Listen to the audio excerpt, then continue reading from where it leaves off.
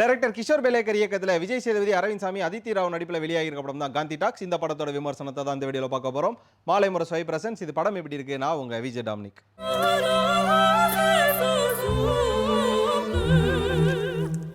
Gandhi tax இந்த படத்தோட one line என்ன அப்படின்னு பார்த்தோம்னா, மும்பையில் ஒரு மிகப்பெரிய பணக்காரராக இருக்கக்கூடிய அரவிந்த் சாமி, அதே நேரம் மும்பையில் ஒரு மிகப்பெரிய ஏழையாக இருக்கக்கூடிய விஜய் சேதுபதி, இவங்க ரெண்டு பேரும் எப்படி ஆக்சிடென்ட்டாக மீட் பண்ணிக்கிறாங்க, விஜய் சேதுபதியோட தேவையை எப்படி அரவிந்த் சாமி மூலமாக ஒரு பூர்த்தி பண்ணிக்கிறாரு, அரவிந்த் சாமி தன்னோட வாழ்க்கையை முடிச்சுக்கலாம் அப்படிங்கிற ஒரு முடிவுக்கு வராரு. அந்த முடிவுக்கான காரணம் என்ன, இங்கே ஏழை எங்கெங்கெல்லாம் இன்னும் ஏழையாக்கப்படுறான், பணக்காரன் என்னென்ன மாதிரியான அரசியல்களில் ஏழையாக்கப்படுறான் அப்படிங்கிற ஒரு விஷயமும், என்னைக்குமே பேராசை ஒரு அன்பையும் ஒரு காதலையும் ஈர்க்காது அப்படிங்கிறதுல இன்னொரு பக்கம் அதித்தி ராவோட ஒரு போர்ஷன்ஸையும் எடுத்திருக்காரு கிஷோர் பெலேக்கர். இதுதான் இந்த படத்தோட ஒன்லைன் கூட.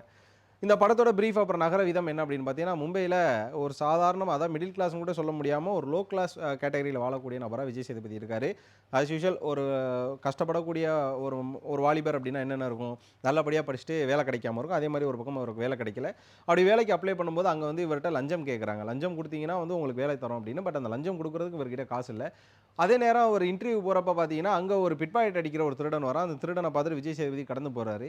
இவர் இன்டர்வியூ அட்டன் பண்ணிட்டு வர அதே இடத்துல அந்த பிட்பாக்கெட் காரனுக்கு வேலை கிடைக்குது. காரணம் என்ன அப்படின்னு பார்த்தீங்கன்னா, திருடி நிறைய பணத்தை சம்பாரித்து லஞ்சம் கொடுத்து வேலை வாங்கி அந்த வேலை மூலமாக அவர் கார்லையும் போகிறாப்புல. இதை பார்க்குற விஜய் சேதுபதி நம்மளும் ஒரு திருடன் ஆகி எப்படியே செட்டில் ஆயிரம்னு நினைக்கிறாரு. அதுக்கு அவர் ஃபிக்ஸ் பண்ணுற டார்கெட்டாக தான் ஒரு பக்கம் அரவிந்த் சாமி இருக்கார். அரவிந்த் சாமி ஒரு பக்கம் பணக்காரர் இருக்காரு, அவர்கிட்ட போய் ஆட்டையை போடலாம் அப்படின்னு நினைக்கிறப்ப அரவிந்த் சாமி மிகப்பெரிய ஒரு வாழ்க்கையை தன்னோட வாழ்க்கையை முடிச்சிடலாம் அப்படிங்கிற இடத்துல இருக்காப்புல. காரணம் என்ன அப்படின்னு பார்த்தீங்கன்னா, அவர் மும்பையில் ஒன் ஆஃப் த பெரிய பில்டராக இருக்கார். அந்த பில்டராக இருக்கப்போ அங்கே வந்து ஒரு ஃபயர் ஆக்சிடென்ட் ஆகுது. அந்த ஃபயர் ஆக்சிடென்ட்டில் கேஸும் அவருக்கு தோற்று போயிடுது. அவர் சாதகமாக எதுவுமே நடக்க மாட்டேங்குது. அதே நேரம் ஒரு ஃபேமிலி இழந்துடுறாரு. இதனால் அவருக்கு கேஸ் தோற்றதுனால பேங்க்லேருந்து என்ன பண்ணுறாங்கன்னா, இந்த பங்களாலேருந்து எல்லாத்தையுமே வந்து ஆக்குபை பண்ணுறதுக்கு ரெடி ஆயிடுறாங்க. இதனால் தன்னோட வாழ்க்கையை முடிஞ்சிருச்சு அப்படின்னு சொல்லி அந்த முடிவில் இருக்கக்கூடிய அரவிந்த் சாமிகிட்ட வந்து விஜய் சேதுபதி பணம் எடுத்தாரா இல்லையா, எடுத்துட்டா ஒரு வாழ்க்கை எப்படி இருந்தது, அரவிந்த் சாமி பணம் கொடுத்தாரா இல்லையா, அவங்க மாட்டிக்கிட்டாங்களா இல்லையா, அவங்க ரெண்டு பேரோட லைஃப் எங்கே மாறுது, இதுக்கு நடுவில் அதித்தி ராவோட போர்ஷன் என்ன மாதிரியாக இருக்குது, கிளைமேக்ஸில் இவங்க என்ன மாதிரியான ஒரு கருத்தை நம்மகிட்ட சொல்ல வராங்க அப்படிங்கிறதான் அந்த படம் நகர்ற விதம் அப்படின்னு கூட சொல்லலாம். இந்த படத்தில் ரெண்டு மிக முக்கியமான விஷயம். முதல்ல என்ன அப்படின்னு பார்த்தீங்கன்னா, இந்த படம் 2023 எடுக்கப்பட்ட படம். ஆனால் இந்த படம் வந்து பார்த்தீங்கன்னா கிட்டத்தட்ட 3 வருஷம் கழிச்சு 2026 ரிலீஸ் ஆயிருக்கு. இந்த படத்தோட ப்ரொமோஷன் விஜய் சேதுபதி பெரிய அளவில் ஹெல்ப் பண்ணியிருக்காரு. காரணம், இந்த படம் அவரோட கெரியரில் ஒன் ஆஃப் த பெஸ்ட் அப்படிங்கிறதுல எந்த ஒரு சந்தேகமும் கிடையாது. Vijay Sethupathi various of roles நடிச்சிருக்காரு. டிரான்ஜெண்டராக நடிச்சிருக்காரு, வயசானவங்களும் நடிச்சிருக்காரு, பிச்சைக்காரன் நடிச்சிருக்காரு. இப்படி எவ்வளோ ரோல்ஸ் நடிச்சிருந்தாலும் இந்த ரோல் அவருக்கு ரொம்ப முக்கியம். ஏன்னா இந்த ஒரு நடிகனுக்கு முக்கியமே பார்த்தீங்கன்னா எக்ஸ்பிரஷனும் டைலாக் தான். இது ரெண்டுமே இந்த படத்தில் இருக்காது. ஏன்னா இந்த படம் வந்து அவர் ஒரு ஊமையாக நடிச்சிருப்பார். ஊமை மீன்ஸ் என்னன்னா, இந்த படம் ஃபுல்லாக சைலண்டில் தான் போகும். அவர் ஊமைன்னு கிடையாது. இந்த படம் முழுக்க முழுக்க அந்த படத்தில் இருக்க எவனுமே பேச மாட்டாங்க. இந்த படம் ஒரு அமைதி படம். ஒன்லி ஆர்ஆர், அதாவது பேக்ரவுண்ட் மியூசிக் தான் பேசும், பிஜிஎம் தான் பேசுமே தவிர இந்த படத்தில் டைலாக்ஸே கிடையாது. டைலாக் இல்லாமல் ஒரு மைமுன்னு கூட சொல்ல முடியாது. ஒரு எலவேட்டட் ஆக்டிங் மூலமாக ஒரு ஒரு மெசேஜை கன்வே பண்ணுற படம் அப்படின்னு கூட சொல்லலாம். சொல்லப்போனால் ஒரு பக்கம் விஜய் சேதுபதி வந்து அரவிந்த் சாமியோட வீட்டுக்குள்ளே பூரா, அதே நேரம் ஒரு நெகட்டிவ் ரோல் ஆன்டாகனிஸ்டில் ரோலில் இருக்க ஒருத்தவனு இந்த வீட்டுக்குள்ளே நுழைஞ்சிடறாரு.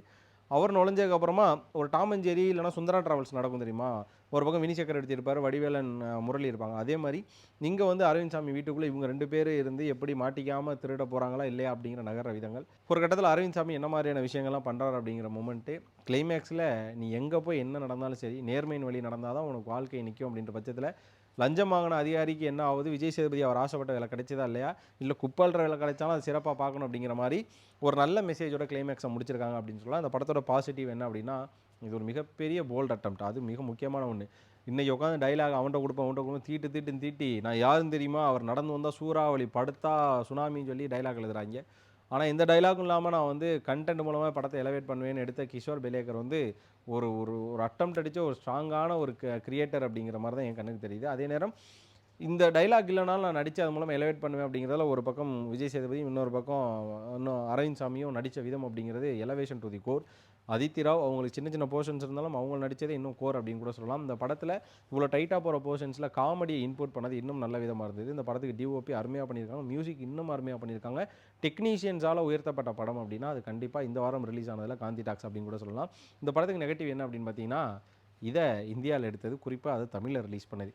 இந்தியாவில் இது மாதிரியான படங்கள்லாம் வந்து நம்ம எப்படி பார்ப்போங்கிறது தெரியவே இல்லை. நம்ம பார்ப்போம், நிறைய பேர் எங்கடா டைலாக்கே காணோம், எல்லாம் பாதி பேர் அவெஞ்சர்ஸ் எண்டு கேம் பார்த்துட்டு அயன்மேனுக்கு விஜய் சேதுபதி டப்பிங் கொடுத்துருந்தாரு. வெளில வந்து என்ன சொன்னாங்க, என்ன விஜய் சேதுபதி வாய்ஸ் மட்டும் கேட்குது, எங்க அண்ணன் விஜய் சேதுபதியை காணோம், வெளில வந்து சண்டை போட்ட ஆட்கள் நம்ம ஆட்கள். அப்படிங்கிற பட்சத்தில் இந்த படத்தை நம்ம ஆட்கள் எப்படி கொண்டாடுவாங்க அப்படிங்கிறதும் தெரியல. ஆனால் நல்ல அட்டம்ப்ட்டு. அது மட்டும்தான் இந்த படத்தை ஓடிடியில் கொடுக்காம இந்த படத்தை தியேட்டரிகளில் கொடுத்து எவ்வளோ ஆடியன்ஸை ரீச் பண்ண போகுது அப்படிங்கிறது தெரியாதது இன்னொரு சந்தேகமான சங்கட்டமான நெகட்டிவிட்டியாக மாறுது.